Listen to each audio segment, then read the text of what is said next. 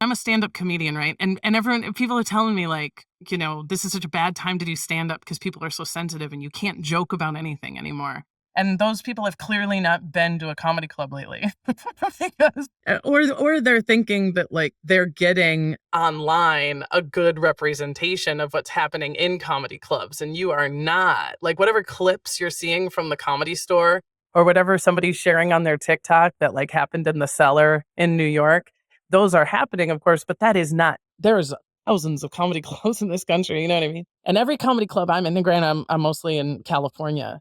They're making fun of Biden and they're making fun of Trump and they're making fun of the boomers and they're making fun of trans women and they're making fun of Christians and they're making fun. Everybody's getting it still. Everybody's still getting it, as long as there's a funny juxtaposition and a good punchline. People tend to all know this is like, this is crazy what's going on right now. And it's difficult to talk about.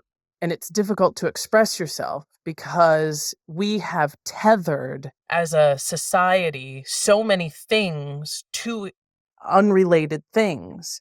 For example, it's very difficult to talk about unions when like I'm in SAG-AFTRA. We were on a strike for so many months. It was like no auditions and no shoots, and it was just becoming so difficult. But that doesn't mean I have anything in common with the auto workers union and Biden speaking there. And you know what I mean? Like sometimes things get tethered that have nothing to do with each other. Generally, though, if I'm stepping back from my own experience and my own thing, just speaking broadly for the nation, I think that people feel this general feeling of injustice and like it's fucked. Like there's this rot deep in the inside of things. And people who identify as like right wing are going to call that rot the deep state. And they seem to be sort of identifying that rot with generally liberal people who have been around forever, who are quietly pulling the levers of things, who are pedophilia focused,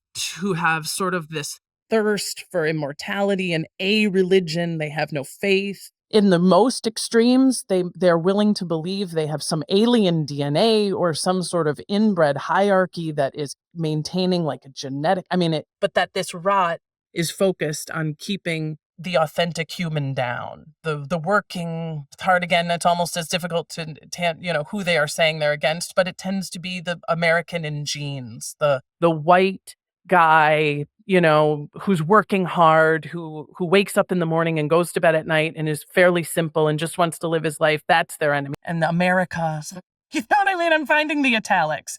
Yeah, the everyman, exactly. And that Trump, even with his flaws, is identified as something of a crusading knight who is divinely and universally sort of empowered to get into that rot, to kill that ancient demon and to sort of liberate us from these rotten powers, right? And in the far left, there seems to be this belief that there is also a rot. There's something fundamentally wrong with America. And it is an insidious sort of corporation-esque. Their version of it seems to be dressed in a black suit and has billions of dollars and wants generally similarly to keep the man down, but that individual is the free-thinking poet, the one who colors outside the lines or who defies the system that makes a profit and the system that keeps these suits in the tallest tower in the tallest castle, and that they will do anything to keep us as their labor and as their.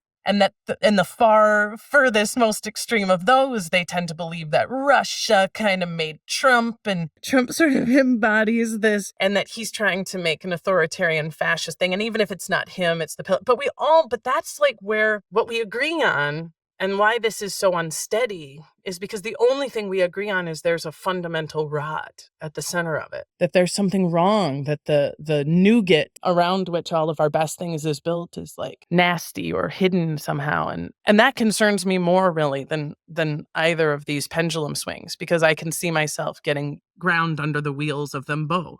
I can see my daughters being shredded emotionally and her future being taken by both. So, but living in the middle, I'm not a Christian anymore, but the Bible has truth in it. And being lukewarm does get you spit out. I think that's fair in a certain, especially when times are extraordinary, and our times seem to be. And all of that to say, being that how I see things, my situation is to be a light, to poke fun with the purpose of joining together. I don't like drawing lines. I don't like pushing people out. I'm also fierce and I have a foul mouth, and fuck it is my motto. So there is a push that will come to a shove. But at the moment, I'm just sort of trying to glow a little and remind people that there may be a rot.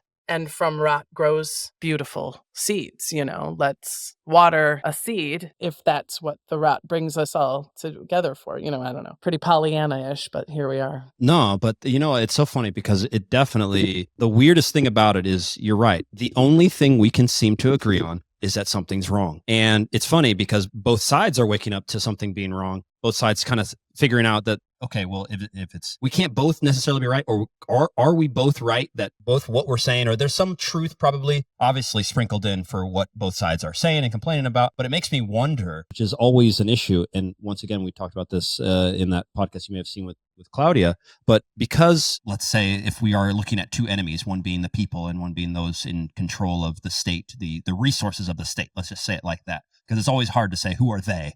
When we say the elite, we don't know who we're talking about, but we know very well that you and I can't declare war on any country. No one's listening to us if we do that, but someone can get together and decide on that, and we're not them. So there's a separation for the resources that America controls.